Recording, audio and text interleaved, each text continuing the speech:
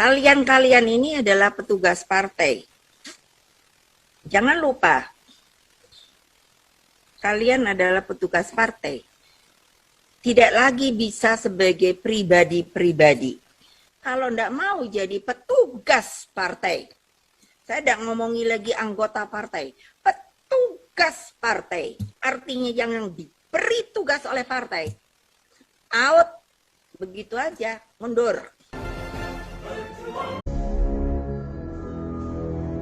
PDIP disarankan agar segera memutus hubungan dengan Presiden Joko Widodo. Hal tersebut disampaikan pengamat politik Saiful Anam pada Sabtu, 14 Agustus 2021. Saya menyarankan PDIP segera memutus hubungan dengan Presiden Jokowi dan mengubah peta koalisi, yakni PDIP bisa saja menjadi partai oposisi dari pemerintahan Jokowi, kata Saiful melansir RM Oil. Dan tidak mungkin Puan semakin berkibar dan bersinar, karena publik menganggap bahwa ia adalah sosok yang berani melawan kekuasaan dan mementingkan rakyat daripada kepentingan kekuasaan, ujarnya. Sebelumnya, survei Carta Politika pada 12 hingga 20 Juli 2021, Ganjar meraup 44,7% suara dari konstituen PDIP. Hal itu berbeda dengan perolehan Puan Maharani yang hanya dipilih 4,8% oleh konstituen PDIP. PDI Perjuangan menjelaskan soal pernyataan Jokowi yang meminta relawan projo, ojo ke susu, atau tidak terburu-buru memberi dukungan capres sewaktu membuka Rakernas Projo akhir pekan lalu. Politikus PDI Perjuangan, Andreas Hugo Pareira, mengatakan pernyataan itu bukan kode dukungan presiden terhadap kandidat tertentu, tetapi secara sederhana mengingatkan bahwa pemilu masih jauh dan ada yang lebih penting untuk diprioritaskan. Maksud ojo ke susu ini untuk meredam semangat relawan yang sepertinya tidak sabar, kata Andreas kepada wartawan Minggu, tanggal 22 Mei tahun 2022. Ketua Umum PDIP Megawati Soekarnoputri kembali menegaskan dirinya tak sungkan memecat kadernya yang bertindak di luar aturan partai. Ini bukan pertama kalinya Ganjar mendapat teguran dari pucuk pimpinan partai berlambang banteng itu. Gubernur Jawa Tengah sempat ditegur Mega karena belum mampu menanggulangi banjir rob di Jawa Tengah.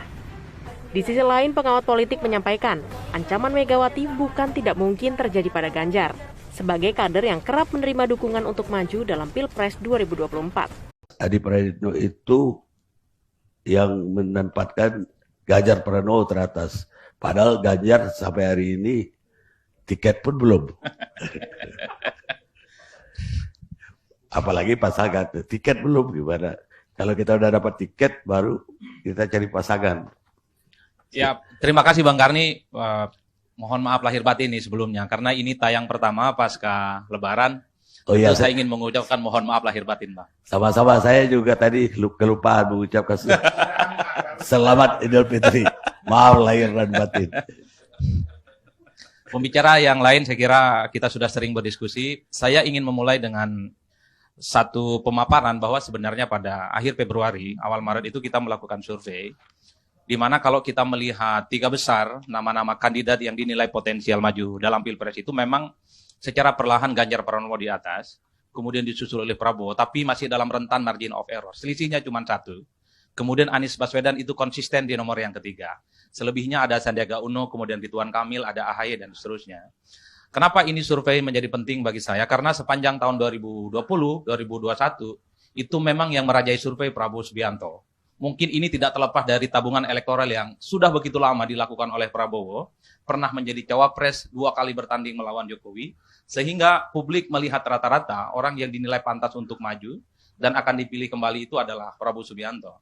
Tapi agak sedikit mengejutkan ketika akhir Februari, awal Maret kira-kira, dalam rentang 2 minggu ketika kita melakukan survei, tren elektabilitas Ganjar relatif sudah mulai mengunjungi Prabowo Subianto, tapi masih dalam rentan margin of error ya, Pak.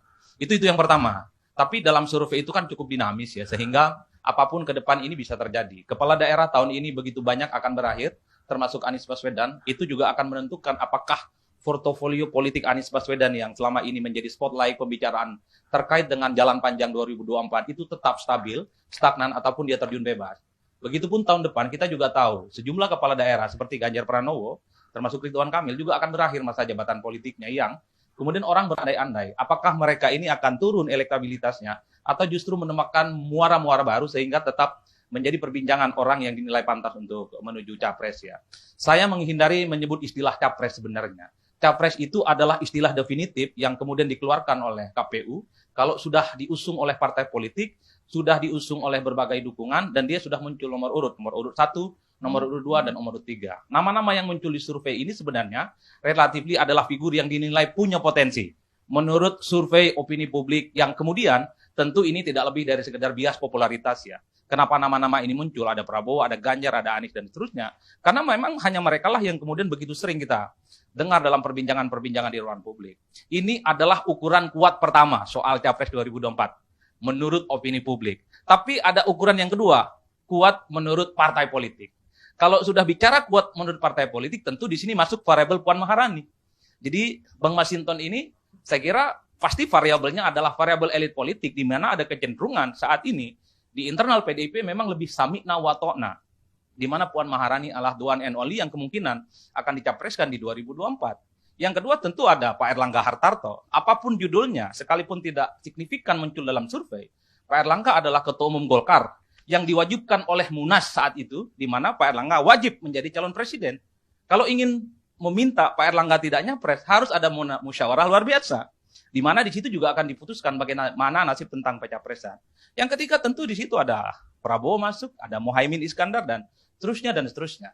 Jadi kalau kita membaca secara rata-rata tentang kuat tidaknya seorang kandidat yang bakal maju, tentu variabelnya dua Bang Karni. Pertama survei opini publik, yang kedua adalah pendekatan elit partai politik. Karena dalam Undang-Undang Pemilu tegas bahwa capres dan cawapres adalah mereka yang diusung oleh partai ataupun gabungan partai politik. Ini yang saya kira sampai saat ini masih menjadi tarikan napas, bahwa orang-orang yang saat ini terlihat nggak punya partai masih terus bergerilya.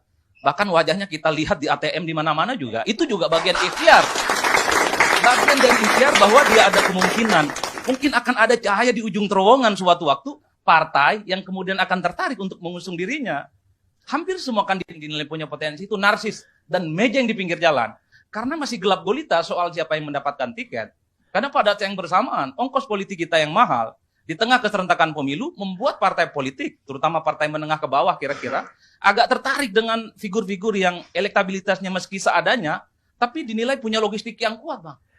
Kalau teori-teori kemenangan pemilu kan sederhana. Pertama memang popularitas, likabilitas, elektabilitas. Yang keempat itu yang menarik, isi tas itu, Bang.